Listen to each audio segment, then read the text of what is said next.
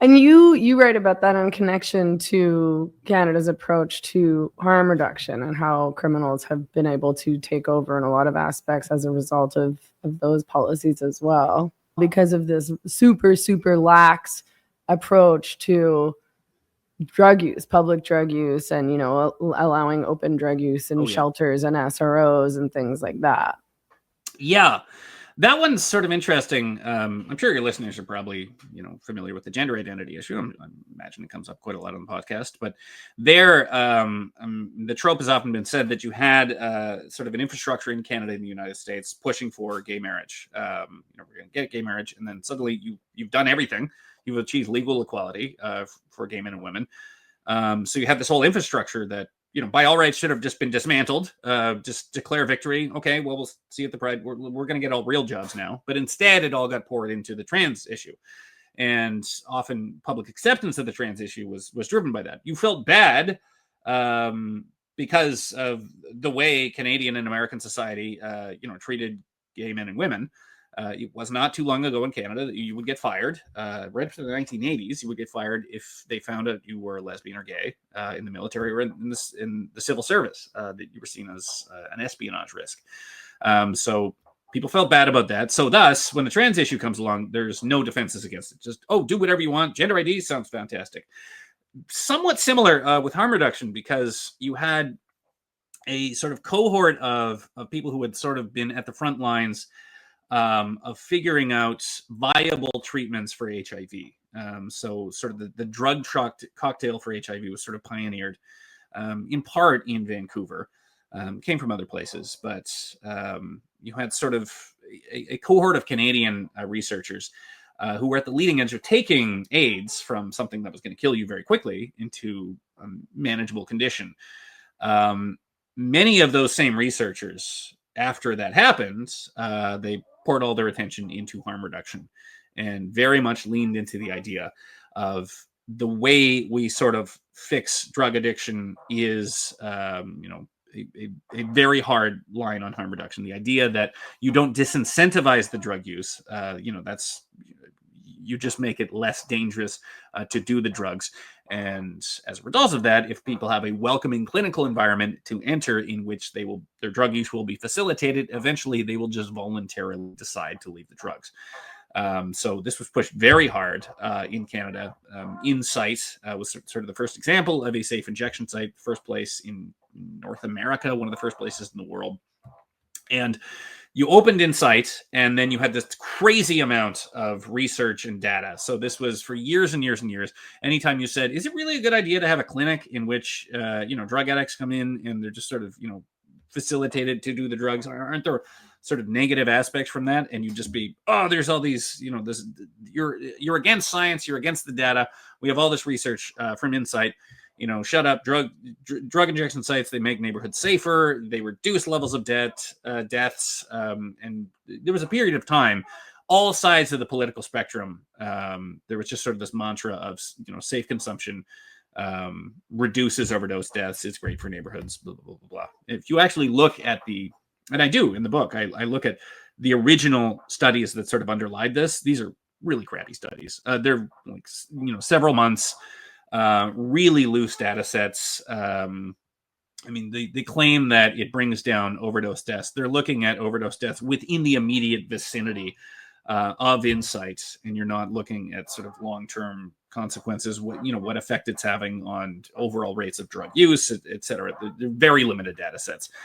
But as a result of that, they were able to just sort of entrench themselves. And Canada is now doing things on harm reduction that really no one else is doing. So you do have safe consumption sites in the United States. You have them in Europe.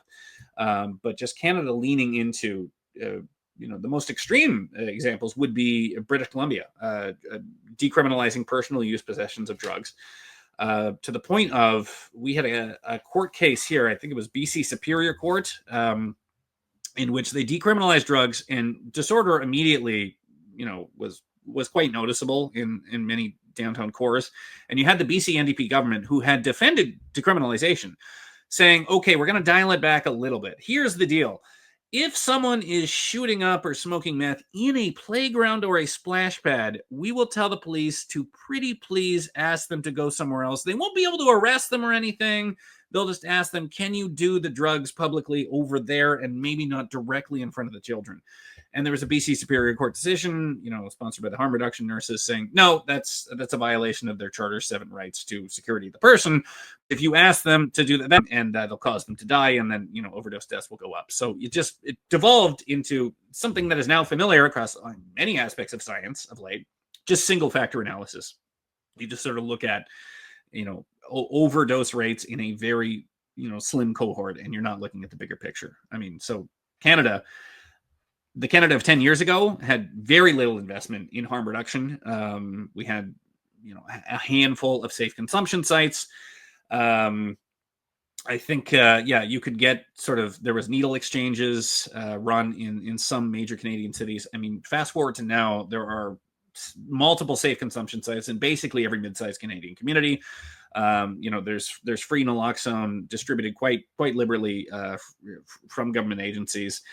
You have low barrier shelters also with safe consumption on sites. BC, you had an experiment with safer supply. This was the idea that if you just gave drug addicts daily rations of free recreational opioids, they would just do the free recreational opioids instead of the dangerous fentanyl.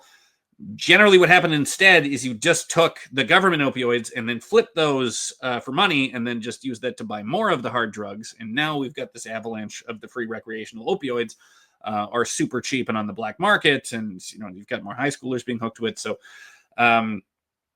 we've gone way beyond any of the sort of initial ideas of harm reduction, just based on this concept that, harm reduction is the only and best way to go about this. Anybody against it is anti-science, and if the problem is getting worse, it's because we're just not doing enough harm reduction. Well, and that anybody who's against it is not a compassionate person. Yes, that did come up quite a lot. So, I mean, you've had the pushback has often, like you're seeing with gender identity, the pushback is coming from women. From, I would say, some of the most forceful pushback is coming from members of the gay community, who are saying, because if it was just a bunch of pastors yelling at them, it's easy to ignore them. But I'd say the best pushback you're seeing from harm reduction is Marshall Smith, who sort of led the recovery-centered approach in Alberta. He's a former addict. He was a former homeless drug addict in Vancouver. And he had the strongest opinions of this of anybody I spoke to because, he knows what it's like to be addicted. And he's like, well, you don't just voluntarily decide not to be an addict because someone was nice to you at a safe consumption site. That's not how any of this works.